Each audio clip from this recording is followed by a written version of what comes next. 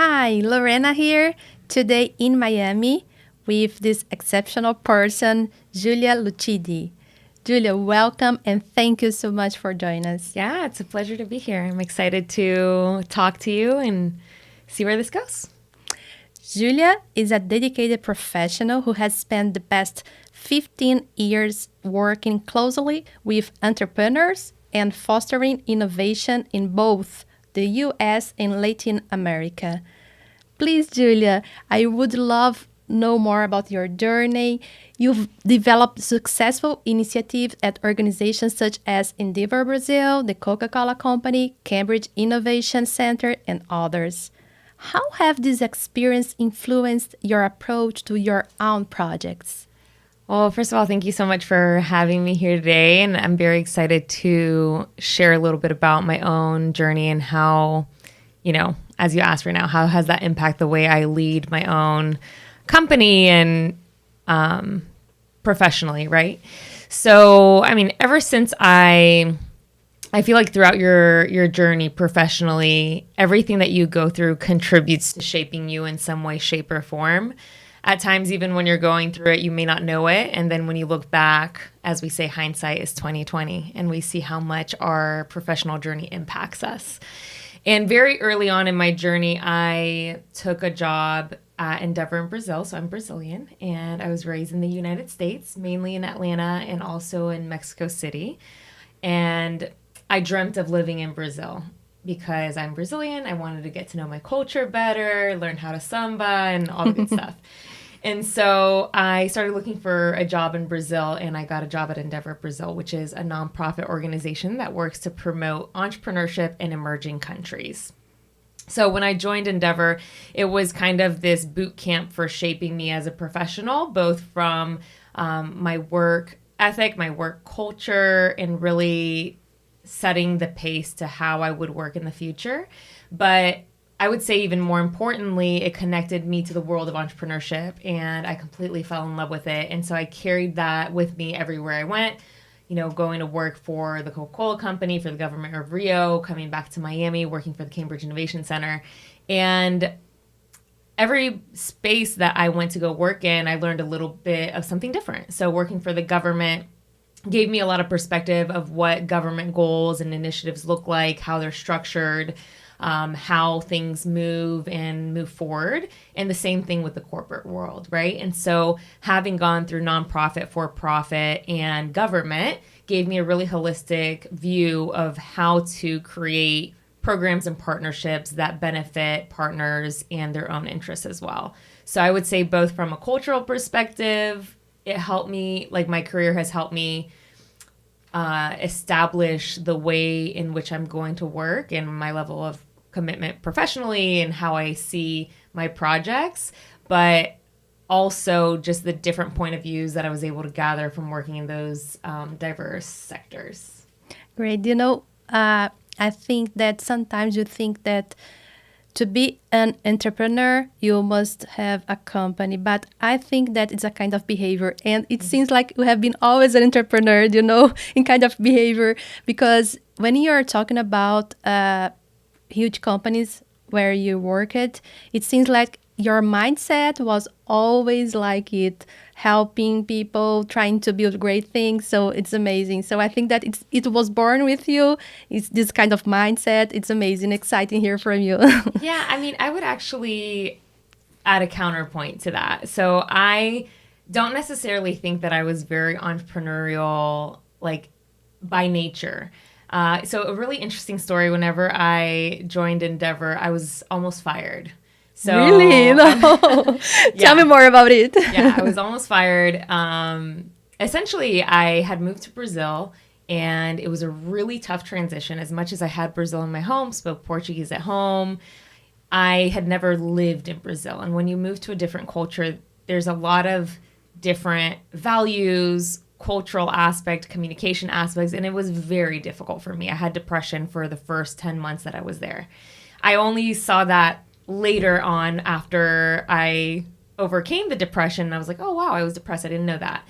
I was really young. I was 23. And I was working at Endeavor. I got all my goals done. I met all the deadlines, met all, the objectives, and I was going in for my yearly review. And I remember my boss and the director of Endeavor Brazil came to the table and said, we want to have a conversation with you. And they said, how do you see that you've been executing? Like, what is your self reflection on your performance? And I told them, I've been doing everything that I'm supposed to do. I've met my goals. I've exceeded them. And they told me, you have, but where is your heart in what you're doing? We don't see that your heart is in what you're doing. And they told me, we really want you to think about if Endeavor is where you want to be or if you want to be somewhere else, because we can open doors to anywhere you might want to go. And I really took that to heart. I'm really good at taking feedback. Whoa. It was tough, but I asked them for 2 weeks and I was going to think about it. And I remember I am still really close with that former boss. She's a great friend of mine still.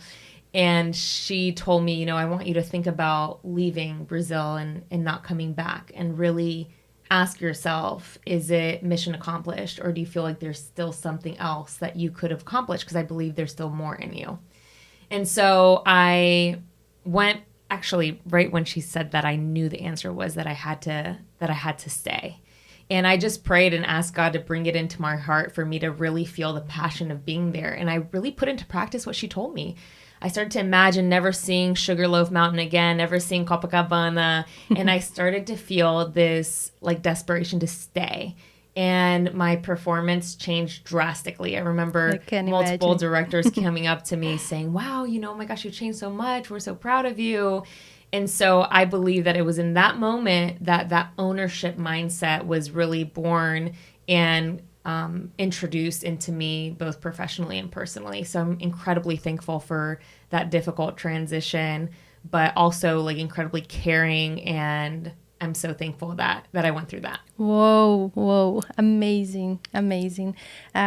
I feel that you are real, with real feelings, with real messages. So thank you very much for it. No problem. Can you tell more about the programs you've developed to support the community, business development, and growth of startup founders? Sure. I mean, that's essentially what I've been doing my whole career is developing programs and community for founders. And I'll tell you about some more recent projects, right? So when I was at the Cambridge Innovation Center, I had just arrived to Miami and was looking to get plugged in with the innovation ecosystem. I got a job at CIC Miami. I joined their sales team as a relationship manager. And since I speak Portuguese, Spanish, and English, they gave me all the international clients. And even the Russian ones and the Canadian ones are like, well, since she already has the international ones, let's send them all to Julia, which was great because it gave me a really profound opportunity to talk to these clients and to get to know them at a deeper level and understand their pain points better. And as I started to talk to them, at the time we had a program, a soft landing program, which essentially gave to these founders a free month of co-working and a 1-hour meeting with a relationship manager. But I saw that wasn't enough. And I kept telling the team, I think that there's so much more that can be done here. And my boss at the time, Brooke, she was super supportive and encouraged me to find what that solution was, right? And so I started to map out all the different needs that these entrepreneurs had. And it was everything from corporate formation, immigration, taxes, selling, pitching, relationship with investors, networking. And I started to build a curriculum of different workshops to address these needs in a much shorter period. So instead of them taking 6 months to network and figure out what they need, in 1 to 2 weeks, they were going through a program where they were introduced to each one of these topics, as well as the service providers or professionals that could help them take the next step. So I launched the program with, I believe the first cohort was 10 or 12 companies, and it was a total success. They reaped a lot of benefits from it. A lot of them came to the US and expanded their companies here and went on to be part of Endeavor or different accelerator programs here locally. And I then continued to deliver 7 cohorts within the span of 2 years, 100 founders, both in tech and life science. And it was a major accomplishment. I was then, promoted into the role of head of Soft Landing full time. And that was a tremendous project that I'm incredibly proud of doing. And it also allowed for me to exercise that entrepreneurial spirit, right? So whenever I transitioned into creating my company, Founder Tactics, which is focused on supporting entrepreneurs and entrepreneurial ecosystems, I already kind of had an understanding of what that journey would look like. And that's when I started to map out and understand what Fort Lauderdale needed, right? Because I live in that region and didn't want to drive all the way down to Miami. And so as I understood what, how many founders were there and what they were working on, and I saw that there was a need, it was a natural next step for me to create this tech meetup where founders could connect and, support each other. Because essentially what I've always told, not just founders, but community, I always would pitch and say, entrepreneurs are the loneliest people. They're always going through this alone. They need community. And all of a sudden I was in those shoes, in that place, feeling that loneliness, feeling the difficulty of starting my company by myself. And out of my own need, created the Fort Lauderdale Tech Meetup to support our community and essentially to have more of a space where I could meet other founders as well. Fort Lauderdale Tech Meetup, it's an amazing experience, much more than an event. It's, I would say, a great opportunity for all of us. Please tell more about how it works, and could you share more information, how often, where is it located? Yeah, of course. So the Fort Lauderdale Tech Meetup was launched in January of 2023, and it takes place once a month, and it gathers anywhere from 120 to 180 people every single month. And you can learn more about it at fortlauderdaletechmeetup.com or also on Instagram, FTL Tech Meetup. And you can follow us, see everything that's happening. It's open to everyone. It's focused on startup founders, mentors, and tech leaders. And it's free. It's open to the public. We work in a sponsorship model. So that's how I was able to make the Tech Meetup sustainable. And so we work with different brands that want to have visibility within this community to be able to sustain it, right? And also one of the things that I introduced into the Tech Meetup is this live directory. So the reason why I call it a live directory is because it's not a directory from 6 months ago. It's not a directory from people who aren't there. It's a directory exclusively of people who are present at the event. So each month we wipe the directory. It's wiped out clean. You can only add yourself to it if you're physically present there that night.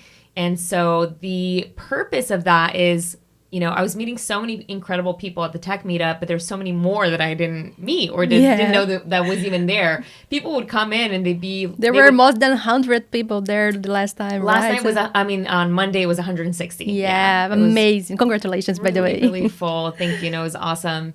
And so the directory, on a really amazing networking night, maybe you talk to 15 people and you're like completely worn out.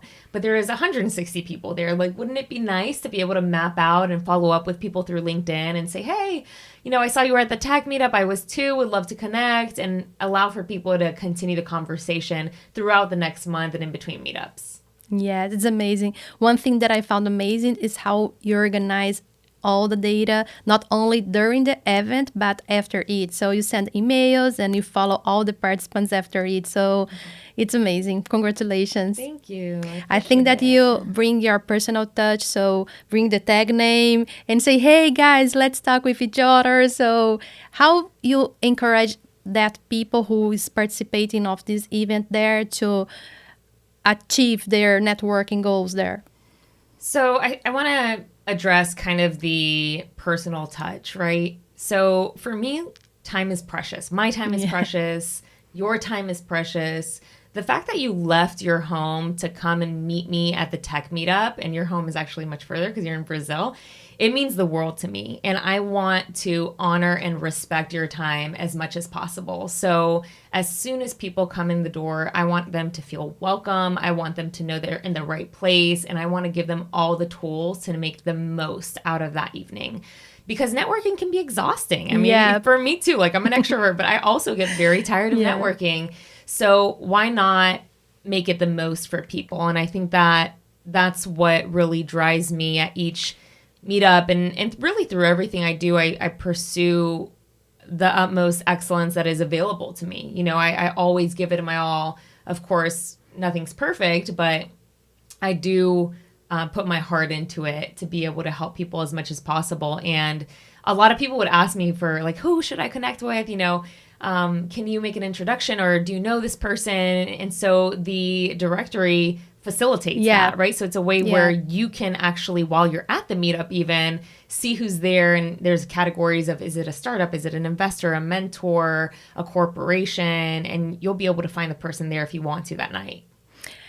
Sometimes when we think about Florida, the first city that we think is Miami, but I would love to share more about Fort Lauderdale because it's an amazing city, and about the business, about the networking. Could you share more about the city itself, the opportunities there? Yeah, sure. So for people who don't know, Fort Lauderdale is about 45 minutes north of Miami. Yeah. And it has like a downtown. It has a lot of businesses, high rises.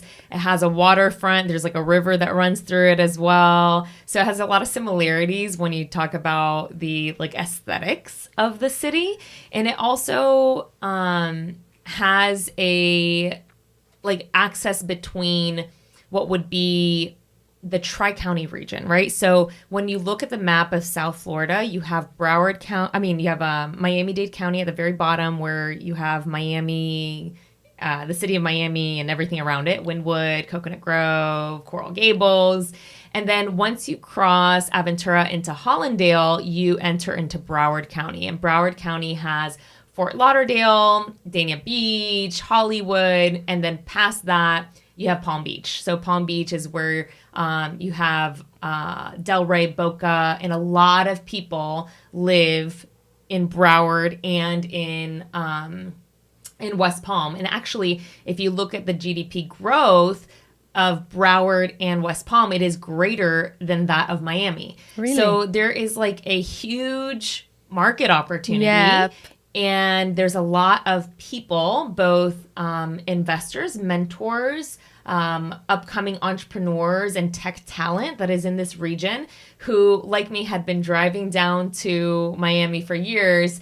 And I'm always thinking, how do I drive less? How can I be more local? It's nice to just drive 20 minutes instead of an hour and a half through traffic, especially with how crazy traffic is in South Florida. Everyone knows that. So it's really a wonderful place to connect with a lot of different type of leaders as well. Next time you came to Florida, you should visit Fort Lauderdale. Yes, for sure. And I think one thing more also to add is that Fort Lauderdale is more American. So people... Yes, I agree with you. Yeah, Miami, a lot of people speak a lot of Spanish. Yeah. In Fort Lauderdale, as you like drive up Florida, it becomes more American. You like gradually make your way into America.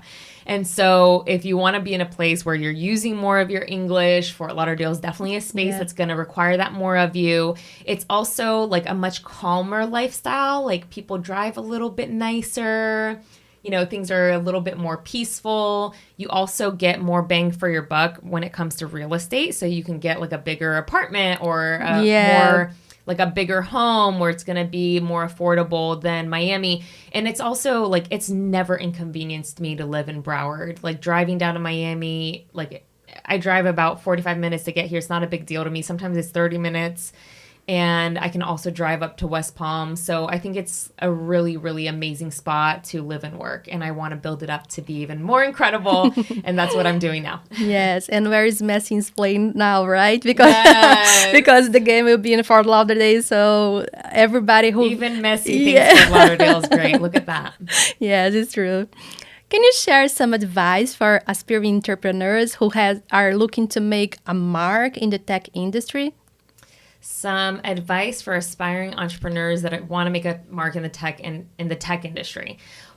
Well, I would say focus on what you're good at. Like I think that for me, I'm a small business, right? I'm not a startup.